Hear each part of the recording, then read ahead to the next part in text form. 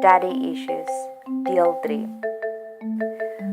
God sal die wagperiode ook vir ons aangenaam maak, terwyl ons bid vir die Daddy Issues, dat God ook van nou af vir ons so belonings sal gee en bevestigings dat ons gebede word geprosesseer in die troonkamer en God werk alreeds daaraan.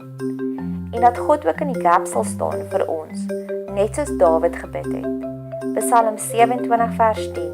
Want my vader en my moeder het my verlaat, maar die Here sal my aanneem. Laat ons asseblief daagliks hierdie radikale en hemelse aanvaarding en aanneming ervaar. Ek het eendag 'n verhaal gehoor van 'n kind wat in 'n mamma se maag soveel seën ervaar het. Haar pa het elke dag, vandat die mamma uitgevind het sy is swanger, daagliks oor die mamma se maag die volgende woorde gespreek aan die baba. Ek is jou pappa en ek kan nie wag om jou te ontmoet nie. Die klein dogtertjie het net hierdie sens rondom haar gehad, dat tot vandag toe nog in elke vertrek waar sy inloop, dat mense gaan haar aanvaar en mense gaan van haar hou, want haar pappa kon nie wag om haar te ontmoet nie. Mag God ook so 'n radikale aanvaarding op steroids vir ons gee, soos die liedjie van Josh Groban, You Are Loved. Ek verklaar ook alreeds dat God sal vir ons alles voorsien wat ons benodig in hierdie geestelike oorlogsvoering teen gebroke families.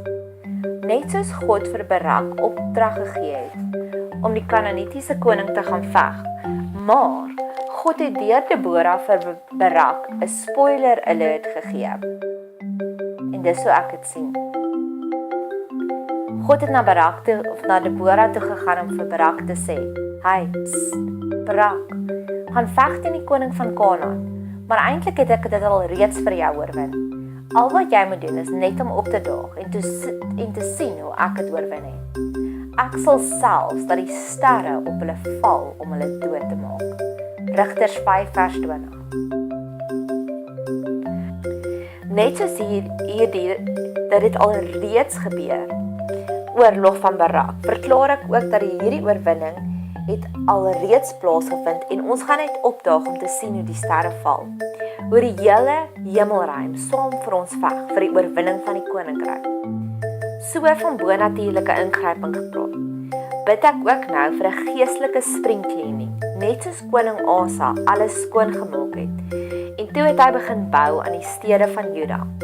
And they built and they prospered.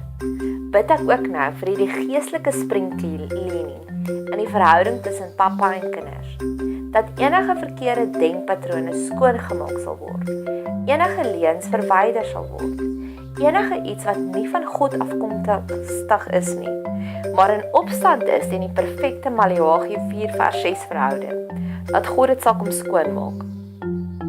En verder, al moet God 'n engel na ons toe stuur om met ons te raas om die verhouding weer te herstel, soos God 'n engel na beide Maria en Josef toe gestuur het om 'n verhouding te herstel.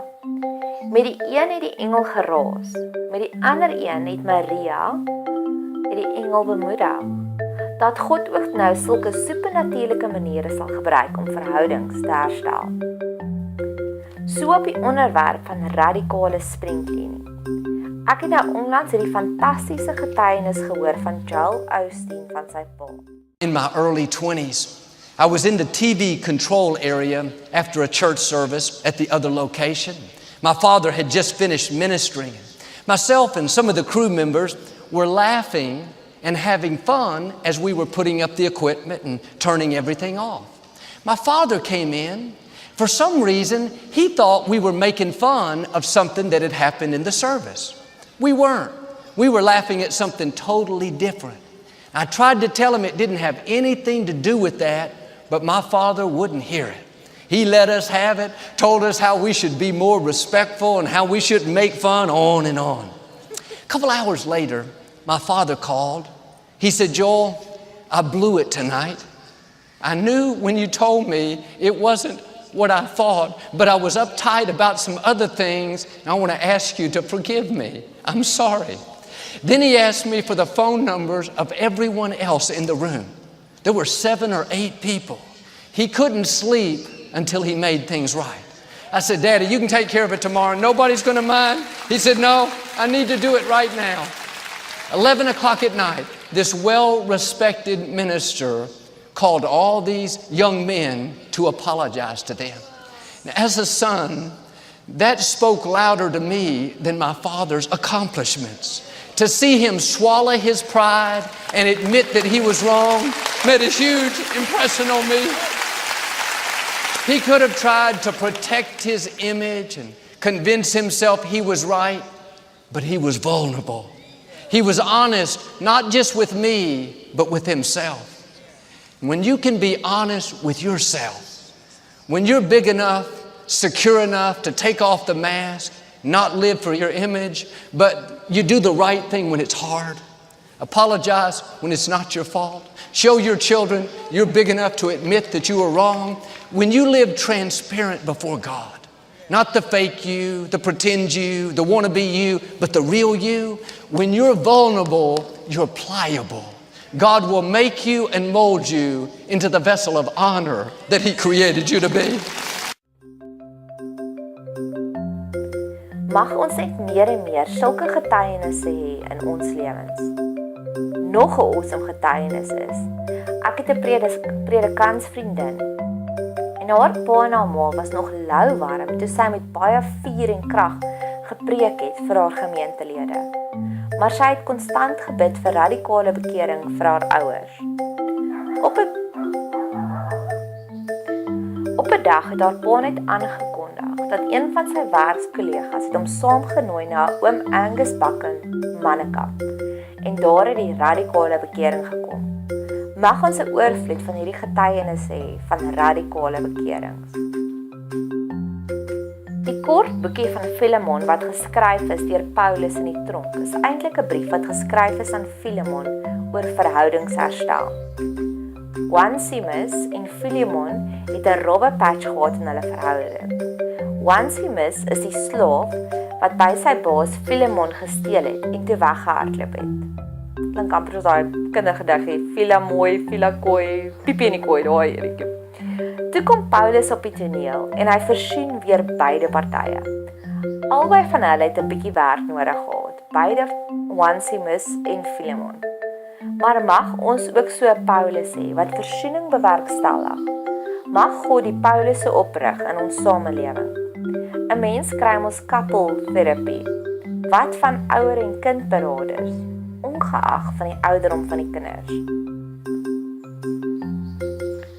2 Korintiërs 5 vers 18. All this is from God, who through Christ reconciled us to Himself and gave us the ministry of reconciliation. Dink sommer nou aan jou gelukkigste herinnering saam met jou aardse pappa en bid dat God sommer vir jou oorvloed van daardie gelukkige herinneringe sal gee. Net meer en nuut en intens as die vorige is. Mag ons meer radikale verwelkomings kry terug in ouerhuise as die radikale verwelkoming wat die verlore seun ontvang het. Mag ons paas ook so uithardloop, uit hulle comfort zones, uit bonds, uit die normale aanvaarde kultuur. Want jy sien, op daardie stadium van die gelykenis van die verlore seun, was dit glad nie sosiaal aanvaarbaar vir 'n man om so te hardloop nie. Mag ons Facebook volmaak met foto's van verlore seuns, verlore pappas, versoeningspartytjies, met nuwe klere aan, met nuwe juwele aan. Klere en juwele is simboliese denkpatrone. Mag ons so veerkragtig word deur die antisipasie van verlore seuns en dogters en pa-partytjies. Want ek staan op die belofte van Micha 7 vers 7. Ek sien met verwagting uit na wat die Here gaan doen. Bowels of mercy. In Kolossense praat Paulus van bowels of mercy, dat ons die mees innerlike, gentleste mercy vir mekaar sal hê.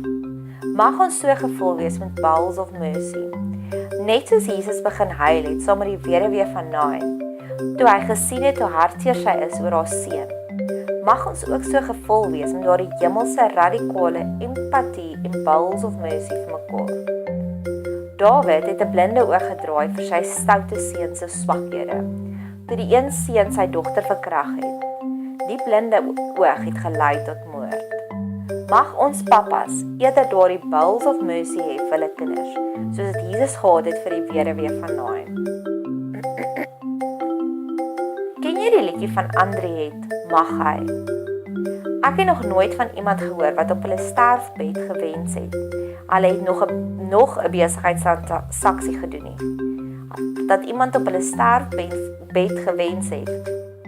Hulle het wel daardie nuwe Land Cruiser gekoop nie. Nee. Sterfbedwense is gewoonlik: ek wens ek het meer gesê ek is jammer. Ek wens ek het meer gesê ek is lief vir jou. En dis waaroor hierdie pragtige hartseer liedjie gaan. Nadat Beierstrieter van Beierskloof Wyne besef het dat hy het foute gemaak. Hy het nie genoeg aandag gegee aan die dinge wat werklik saak maak nie. Onthou jy die storie van 'n Christmas Carol waar die synige Scrooge ook so 'n rude awakening gekry het van hoe eensaam hy gaan doodgaan en hoe belangrik menseverhoudings is. Ek dink beide, die liedjie en die film, het dieselfde boodskap. Menseverhoudings, emosies en ware empatie maak saak. So mag ons ook sulke radikale rude awakenings kry in ons lewe, sodat ons die lewe in oorvloed sal lewe wat God vir ons bestem het, met ryk verhoudings, ryk in liefde, omgee, empatie en godliness.